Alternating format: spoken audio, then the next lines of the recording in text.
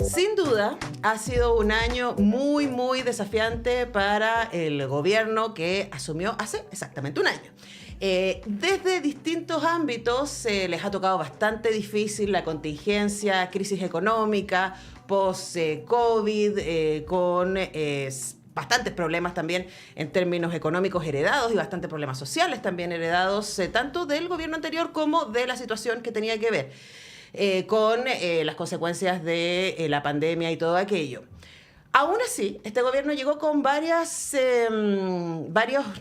titulares importantes, varios valores que señalaron como fundamentales para ello. Uno de ellos tenía que ver con el feminismo y otro de ellos tenía que ver con cultura. Y por lo mismo, llama la atención que en el informe hecho por el Observatorio de Políticas Culturales se señale como uno de los peores años en términos legislativos, en términos de cultura. Por primera vez en 10 años no hubo ningún proyecto legislativo de cultura que se convirtiera en ley. En promedio, los proyectos legislativos de cultura llevan más de 4 años y medio sin movimiento, y ahí no podemos culpar a este gobierno en particular, sino más bien a una inercia que hay al interior del Congreso. Y desde el 2013 que no se tenían indicadores que señalaran que el 88% de proyectos vinculados con cultura no tuvo ningún tipo de movimiento. Un 12% sí tuvo movimiento, pero ese porcentaje, solo un 3% fue efectivamente discutido. Ahora, de nuevo, ¿cuál es la responsabilidad política ahí desde el Ministerio de Cultura y desde el gobierno, desde el Ministerio del Interior, que es el que tiene que movilizar los proyectos de gobierno y sus prioridades al interior del legislativo? Todo eso da para análisis, y para hablar de eso y más estamos con Bárbara Negrón, quien es la directora del Observatorio de Políticas Culturales y una fuente constante de este programa. Bárbara, qué gusto verte en persona. Igual, hace años, ¿no? Hace años. Hace muchos años que no era en persona, sí. Muy buenos días.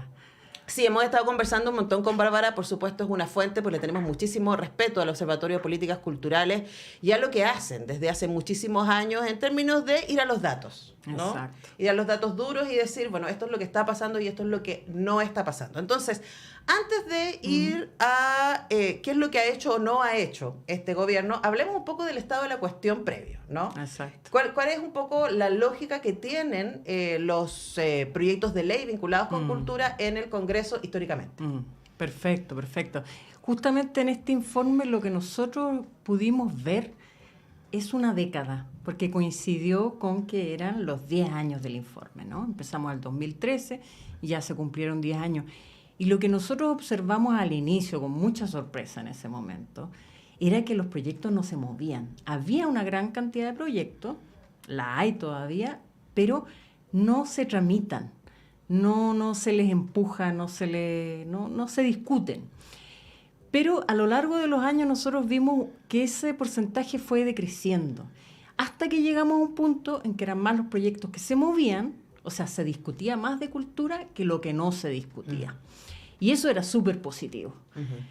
Pero con la pandemia, diría yo, porque llegamos al punto más alto en 2019, donde era una mayoría de proyectos que se discutían, con la pandemia eso cambió.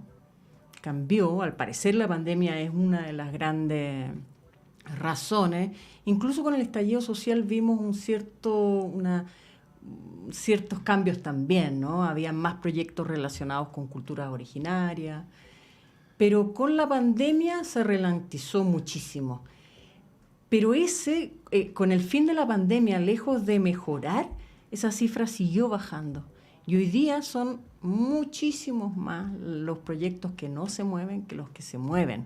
Pero si a eso le sumas el hecho de que por primera vez en 10 años no haya habido ni una sola ley, ni siquiera una menor, un protocolo, un convenio de coproducción con otro país, algo que uno podría decir, bueno, se incrementa el marco normativo para la cultura en Chile. Entonces tenemos que este año no hay ningún tipo de avance. Y a eso si le sumas que no ha ingresado ningún proyecto nuevo, eso no es extraño. Podría un gobierno perfectamente, otros lo han hecho, demorarse más de un año. Pero el conjunto de estos datos nos muestra un panorama preocupante, sin duda. Ahora, uno podría ver que hay efectivamente que ese panorama preocupante tiene ciertos contextos, ¿no? Claro. Que son bastante desafiantes. Por un lado, quienes estamos más o menos en el mundo de la cultura, sí hemos visto dos cosas de iniciativas gubernamentales que han sido interesantes, que no han llegado al Congreso, pero sí podemos ver. Uno tiene que ver con el presupuesto. Totalmente. O sea, es como si le decimos pon la plata donde pone la boca, efectivamente, en ese sentido, Totalmente. este gobierno sí ha sido coherente en aumentar el presupuesto para cultura y ir en la línea de la promesa que hizo el candidato Gabriel Boric en ese momento de llegar al 1% hacia el final de su gobierno. Exacto. Entonces ahí diríamos sí hay. Y otro que tenemos la impresión también de que hay un trabajo interno muy importante al interior del Ministerio de la Cultura. Eso es más difícil de probar en términos hacia afuera, ¿no? Pero quienes estamos un poquito más cerca podemos ver que sí hay un tratar de ordenar la casa y uno podría pensar eso es bastante difícil. Luego... Tú lo sabes, todo esto también. Y quienes, como yo, somos constantemente postulando a fondo y sabiendo lo que hay, sabemos que ahí se heredaba una lógica interna que era bastante... Más que mal es una institución relativamente nueva en términos de ministerio, hace 5 años. Claro. Y que había ahí entonces un contexto desafiante. Y hay muchos pendientes, sin duda. Del que hacerse cargo. Entonces, claro, ahí uno se pregunta, Bárbara, y quizás en esta experiencia de 10 años, ustedes lo pueden decir... ¿Cuánto de esa inamovilidad, diríamos, de proyectos legislativos vinculados con cultura tiene derechamente que ver con iniciativas de gobierno y con voluntad de gobierno versus con la conformación del Congreso que tenemos hoy día? Que tampoco nunca habíamos tenido un Congreso como el que tenemos hoy. Sí. Bueno, son muchos factores como para tratar de indagar en las causas. Yo creo que se juntan varias cosas. Uno podría pensar...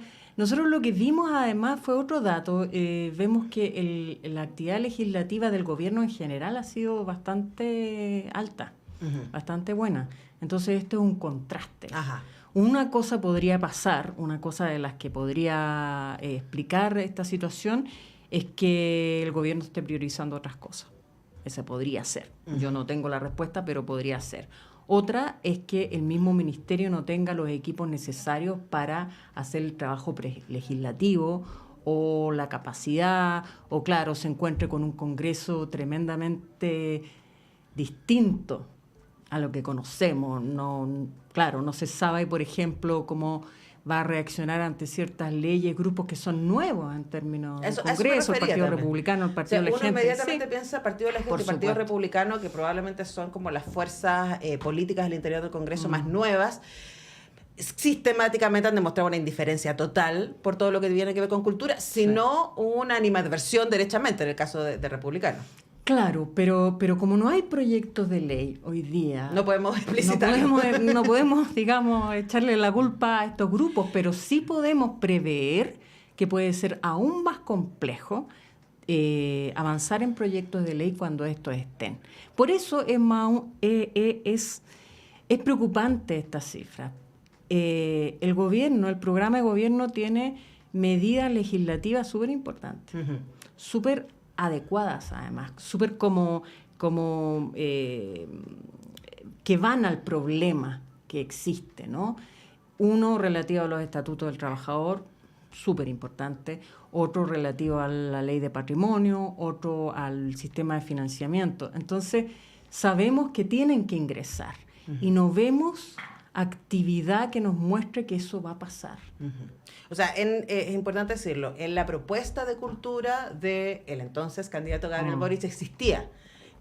Por lo menos estos 3 hitos legislativos vinculados con cultura que son tremendamente importantes. Súper importantes. Y claro, uno podría decir, entre que al gobierno le ha tocado muy difícil por un montón de cosas contextuales y entre que también al Ministerio de la Cultura estaba pensando incluso los incendios, ¿no? Y cómo el Ministerio de la Cultura también se desplazó. Mueven la agenda, sí, sin duda. Y hay alguna urgencia. Luego, desde tu experiencia, desde el observatorio y también como alguien que lleva muchísimos años trabajando y gestionando cultura, ¿cómo se sale de esta inercia actual?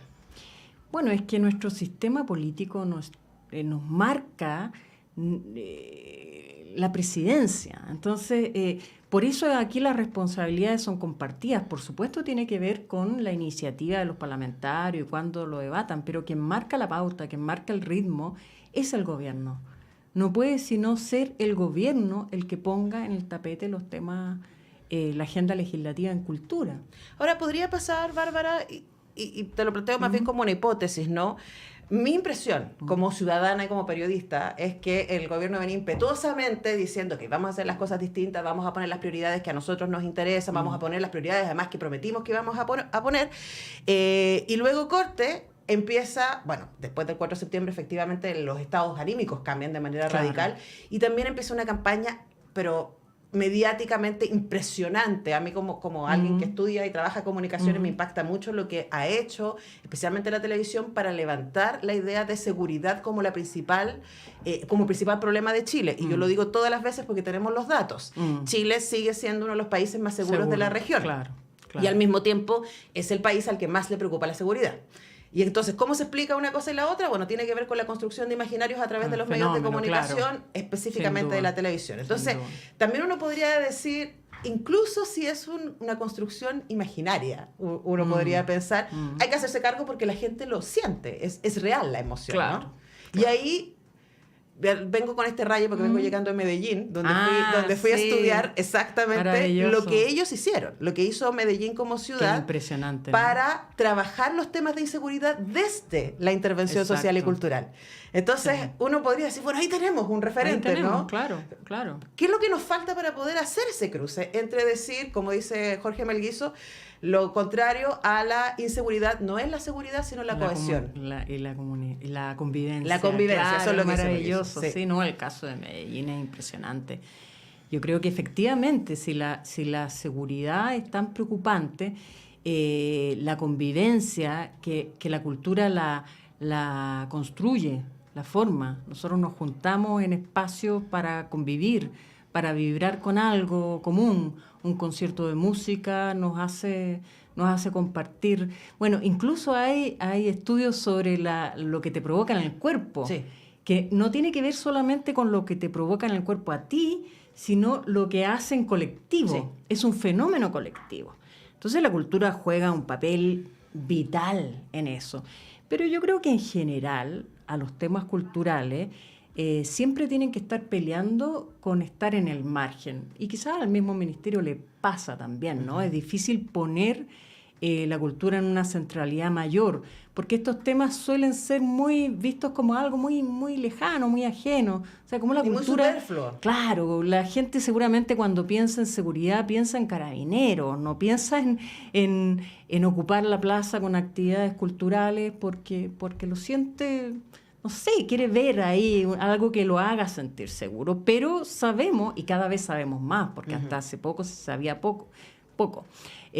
Sabemos que hay un efecto, y Medellín es el claro ejemplo. Pasaron de tener una cantidad de muertos por cada 100.000 habitantes por día, que es increíble, a bajar muchísimo eso con bibliotecas, con parques, con ocupar el espacio abierto, y la cultura jugó un papel fundamental.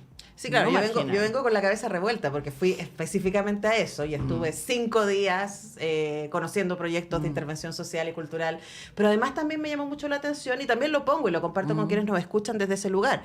Lo primero que hice fue ir al Museo de Arte Moderno, donde tiene una muestra hoy día que se llama Medellín Pulso de una Ciudad, y lo primero que uno ve es una línea de tiempo en donde ellos se hacen cargo de cómo el narco, los paramilitares y la guerrilla marcaron la historia de la ciudad. Claro. Y cómo desde las artes, esos han sido espacios de resistencia, ¿no? Entonces, la exposición son proyectos culturales hechos desde las comunidades de resistencia y de recuperación de los espacios públicos. Y yo creo que probablemente ahí tiene que ver con cómo entendemos la cultura, no como esta cosa superflua que hace la gente que tiene tiempo y tiene plata, sino como aquello que nos habita todos los días y que es nuestro espacio de convivencia, de comunión, de encontrarnos, de un lenguaje común. Ahora, todo eso es un proceso que toma mucho tiempo. Yo estoy segura de que está dentro de la concepción de cultura que tiene el gobierno, ¿no? Pero toma mucho tiempo, mucha inversión. Y requiere que haya más voluntades que las del Ministerio de Cultura. Totalmente. Sí, se requieren muchas voluntades y por eso las responsabilidades siempre son compartidas. Ahora, veamos los 2 informes que hasta ahora dentro de este gobierno hemos podido sacar. El primero fue el presupuesto. Y fue tremendamente positivo. Hace años que no se veía un incremento del presupuesto. Y este es tremendamente negativo. porque claro, las cifras muestran que hay muy poco movimiento y parece haber poca voluntad. Ahora, pueden ser opciones de un gobierno apuntalar otro tipo de cosas. Nosotros miramos el presupuesto y miramos las leyes, los proyectos legislativos, porque sabemos que ahí hay dos pilares. Uh-huh. Y yo creo que también tiene que ver con concebir las leyes. En cultura en general no se entiende que las leyes son una parte de la política pública fundamental. Hay ministerios que su principal agenda son las leyes. Uh-huh. Y en general adolece de eso. Ahora, también ahí pasa otra cosa, que es cambiar la manera de hacer las cosas. Y en eso también se requiere tiempo y no se ve, porque por ejemplo varios de esos proyectos de ley que estaban en la propuesta de este gobierno, hoy día están siendo conversados con organizaciones de trabajadores de la cultura, entonces eso también... Eso es súper importante. El problema es que el tiempo de un gobierno sigue siendo finito, y son 4 años, no hay más. Y ya llevamos uno. Y ya llevamos uno completo. Entonces, por supuesto que la participación se valora, pero los 4 años siguen siendo 4 años y los proyectos de cultura, ya lo vemos, no se mueven en el Congreso. Entonces, y en promedio, los proyectos de cultura, por ejemplo, si tú ves la creación del ministerio, la creación de otras instituciones, de los consejos de la música audiovisual, se demoran por lo menos 3 años y medio. Entonces, si siguen estos tiempos, además si le agrega que no sabemos cómo van a reaccionar los parlamentarios que hasta ahora no están en el Congreso, el panorama es aún peor. Por lo tanto, hay que tomar decisiones, ¿no? La ley de patrimonio, ya lo hemos dicho hasta el cansancio, lleva por lo menos 4 gobiernos sin lograr cumplirse. Y yo podría decir hace mucho tiempo que ese diagnóstico está hecho, hace más de 20 años. Entonces, claro, se comprometió una consulta indígena, se comprometió un proceso de participación, pero esos procesos no se han iniciado. Entonces, podía ser razonable esperar en función de un proceso prelegislativo que podía facilitar, claro, pero ya pasó 1 año. Entonces... Bueno, sin duda el contexto es muy desafiante y tiene que ver con cosas de fondo y de forma. Uno podría decir, tiene que ver con cómo como sociedad concebimos el rol de la cultura y por lo tanto, qué es lo que políticamente se maneja como prioridad. Por otro lado, y por supuesto también tiene que ver con la propia agenda del gobierno en términos de su capacidad de iniciativa. Ahí hay cosas que hay que tener en cuenta. Bárbara Negrón, directora del Observatorio de Políticas Culturales, muchísimas gracias por venir a nuestra casa, además. Gracias a ti por tocar estos temas tan importantes. Siempre tenemos que estar peleando desde el margen hacia el centro para tener más importancia. Así que nuestro rol es ese, ¿no? El observatorio. Sí, bueno, y probablemente el rol de la Universidad de Chile y de esta radio en particular es también entender que la cultura no es algo marginal, es algo que nos cruza, que nos define y que define también nuestro existir cotidiano. Así que con esa idea nos vamos a la pausa y ya regresamos.